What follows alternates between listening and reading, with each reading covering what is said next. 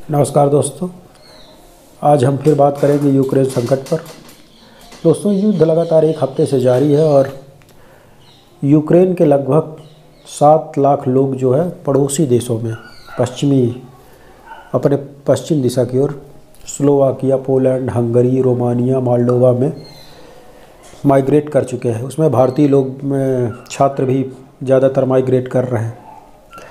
एक दुखद घटना कल आई है कि बंगलौर के एक छात्र थे नवीन एसजी, उनका जो है वो कुछ सामान लेने के लिए, खाने पीने की सामग्री लेने के लिए एक डिपार्टमेंटल स्टोर, ग्रॉसरी स्टोर के बाहर गए थे, जहां पर एक गोलाबारी में उनकी जो है निधन हो गया, उनकी हत्या हो गई। तो ये भारत के लिए बड़ी दुखद बात है। और दोस्तों, सवाल यहाँ पर उठ रहा है कि अब युद्ध लगातार जारी रहा तो अब आगे क्या होने की संभावना है, अब इसका एंड क्या होगा, और दुनिया के सामने अगर इस तरीके की समस्या आ गई तो उसका समाधान कैसे निकलेगा। तो दोस्तों, अब संयुक्त राष्ट्र चार्टर के हिसाब से अगर कोई देश दूसरे देश के ऊपर आक्रमण करता है तो पहले उसके ऊपर कंट्रोल करने के लिए उसके ऊपर आर्थिक प्रतिबंध लगाए जाते हैं, दबाव बनाने के लिए। और अगर वो युद्ध में लगातार आगे बढ़ते जा रहा है, युद्ध नहीं रोक रहा है, तो उस पर जो आर्थिक प्रतिबंध है लगातार बढ़ाए जाते हैं। अब आर्थिक प्रतिबंध से मतलब ये होता है कि कोई भी देश अगर अपना व्यापार करता है विदेश से दूसरे देशों के साथ, इंपोर्ट एक्सपोर्ट उसका होता है, तो उसके लिए जो पैसे की ज़रूरत होती है वो डॉलर की ज़रूरत होती है, जो अमेरिका की बनी है। तो उसका जो डॉलर का एसेस है वो मजबूत और विकसित देश रोक देते हैं। तो उसके पास डॉलर नहीं होगा तो उसकी आर्थिक गतिविधि कमज़ोर होगी, अंततः उसकी अर्थव्यवस्था जो है कमज़ोर होगी, तो वो बैकफुट पे आ जाता है और वो कहीं ना कहीं फिर युद्ध जो है रोकने के लिए विवश होता है। अब आर्थिक प्रतिबंध के बाद भी अगर कोई देश अगर नहीं मान रहा है तो दूसरा जो कार्य किया जाता है उसको युद्ध रोकने के लिए, वो होता है कि उस पर संयुक्त राष्ट्र सुरक्षा परिषद की अगुवाई में एक सेना जो है भेजी जाती है उसके खिलाफ युद्ध करने के लिए। अब संयुक्त राष्ट्र सुरक्षा परिषद की भूमिका वही है पूरे दुनिया में जो देश के अंदर रक्षा मंत्रालय की होती है, और देश के अंदर जो पार्लियामेंट की भूमिका होती है वही अंतर्राष्ट्रीय स्तर पर वही भूमिका संयुक्त राष्ट्र महासभा की होती है। तो संयुक्त राष्ट्र महासभा के सारे मेंबर मिलकर के ये दायित्व सुरक्षा का, पूरे दुनिया का दायित्व उन्होंने संयुक्त राष्ट्र सुरक्षा परिषद को दिया गया। और संयुक्त राष्ट्र सुरक्षा परिषद के 15 मेंबर होते हैं, 5 परमानेंट होते हैं और 10 मेंबर जो होते हैं वो अस्थायी होते हैं, 2 साल के लिए होते हैं। तो 5 परमानेंट मेंबर जो होते हैं उनको आपको पता है वो अमेरिका है, ब्रिटेन, फ्रांस, रूस और चीन है। और 10 जो मेंबर हैं वो मेंबर जो है 2 साल के चुने जाते हैं। अब इस समय भारत भी 2 साल के लिए संयुक्त राष्ट्र सुरक्षा परिषद का 2 साल के लिए मेंबर है। अब ये संयुक्त राष्ट्र सुरक्षा परिषद का काम होता है कि किसी भी युद्धरत आक्रांता देश के खिलाफ संयुक्त राष्ट्र की सेना भेजकर उसके खिलाफ कार्रवाई करे, आर्थिक प्रतिबंध अगर उसके ऊपर सफल नहीं होते हैं। अब दोस्तों, यहाँ पे विडंबना देखिए कि संयुक्त राष्ट्र सुरक्षा परिषद जिसको अंतर्राष्ट्रीय स्तर पर सुरक्षा सुनिश्चित करने का काम है, जिसकी प्रमुख भूमिका है, उसी के जो 5 परमानेंट मेंबर है उसी का मेंबर जो है रूस युद्ध में संलग्न है और दूसरी दुनिया की सबसे बड़ी सैन्य ताकत है। अब यहाँ पर व्यवहारिक रूप से बड़ी विडंबना पूरे दुनिया के सामने खड़ी हो गई है और कहीं ना कहीं ये दिखा रहा है कि जो अंतर्राष्ट्रीय संस्थाएं हैं वो इन मजबूत देशों के सामने एक तरीके से निष्क्रिय साबित हो रही हैं। अब इसी 15 सदस्यों में से रूस के खिलाफ अब कैसे ये देश उसके खिलाफ सैनिक कार्रवाई करेंगी, अपने आप में एक आपको पता है कि अड़चन है, इसमें कुछ समझ में ही नहीं आ रहा है किसी को अब इसका डिसीजन कैसे लिया जाए। तो इसी को लेकर के खैर संयुक्त राष्ट्र सुरक्षा परिषद की बैठक हुई। अमेरिका ने, यूरोपीय देशों ने इसका कड़ा विरोध किया रूस को कि आप तुरंत आक्रमण रोकें और अंतर्राष्ट्रीय कानूनों का सम्मान करें, संयुक्त राष्ट्र चार्टर का सम्मान करें और यूनाइटेड नेशन की यूक्रेन की जो है वो टेरिटोरियल इंटीग्रिटी को भी आप सुनिश्चित करें और तुरंत आप यहाँ से हटें। तो उसमें बातचीत में फिर 15 देशों में लगभग 11 देशों ने अमेरिका के सपोर्ट में समर्थन किया, यानी कि रूस के खिलाफ गए। और चीन ने वोटिंग में जाहिर सी बात है रूस का साथ रहा है, तो चीन ने भाग नहीं लिया। भारत ने भी रूस का साथ देते हुए भाग लिया और एक देश और है कोई यूएई ने भी इस युद्ध में मतलब उसमें भाग नहीं लिया। और रूस खुद अपना उसका वीटो पावर है, वो तो सुरक्षा परिषद का मेंबर है। अगर 14 देश भी उसके खिलाफ जाते हैं तो वो अपना वीटो पावर उसको मिली है, तो वीटो पावर के थ्रू किसी भी डिसीजन को वो रोक सकता है अपने खिलाफ होने वाले को। वो हमेशा वीटो पावर का इस्तेमाल करता है। तो उसने यहाँ पर 3 देशों ने इनके खिलाफ 4 वोट मतलब 15 में से अगेंस्ट गए हैं। तो जाहिर सी बात है अगर वीटो हो जाता है इस मुद्दे पर किसी 5 परमानेंट मेंबर में से, तो फिर वहाँ पे कोई डिसीजन नहीं हो पाता। खैर, इस मुद्दे को उठा करके ले जाया गया है संयुक्त राष्ट्र महासभा में।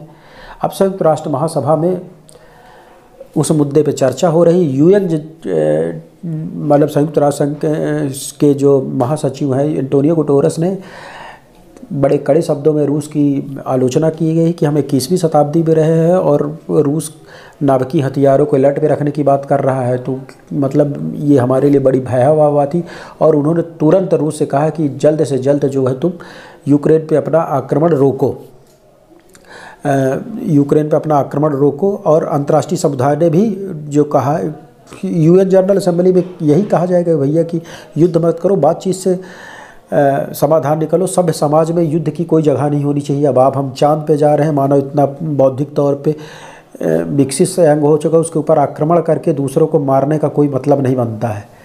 खैर, रूस का जो अब यहाँ पे स्टैंड है, रूस का प्लान ये था कि हम यूक्रेन की भौगोलिक स्थिति ऐसी है कि वो रूस के एकदम अंदर पड़ता है। अगर रूस जो हो, यूक्रेन की स्थिति रूस के अंदर पड़ रही है, अगर वहाँ पर नाटो का विस्तार हो जाता है तो वो रूस की सुरक्षा के लिए सीधा खतरा था। तो रूस अगर अपनी सुरक्षा के लिए युद्ध कर रहा है तो रूस अपनी जगह गलत नहीं कह सकते। आप रूस को, युद्ध को आप गलत कह सकते हैं, लेकिन रूस का जो प्रतिक्रिया है युद्ध के रूप में निकल के आई है, कहीं ना कहीं उसके पीछे अमेरिका और नाटो देश जो है, जो अमेरिका के अगुवाई वाला गठबंधन है, ये जिम्मेदार है। दरअसल अब यूरोप के सारे देश नाटो के मेंबर हो गए। यूक्रेन को हमेशा से रूस ने कहा कि यूक्रेन को नाटो का मेंबर नहीं बनना चाहिए, नहीं तो यूक्रेन में नाटो की सेना आ जाएगी तो उसकी सुरक्षा के लिए सीधा सीधा खतरा है। यूक्रेन से मॉस्को की दूरी 350 किलोमीटर है। वहाँ पर अगर अमेरिकी सेना के जहाज, सैनिक और नाटो के सैनिक युद्धाभ्यास करेंगे और उनका एसेसिबिलिटी वहाँ पर बढ़ जाएगी, तो जाहिर सी बात है कि रूस अपने आप को कब सुरक्षा के लिए खतरा होगा। कल कभी युद्ध होगा तो उसके ऊपर चारतरफा अटैक होगा और वो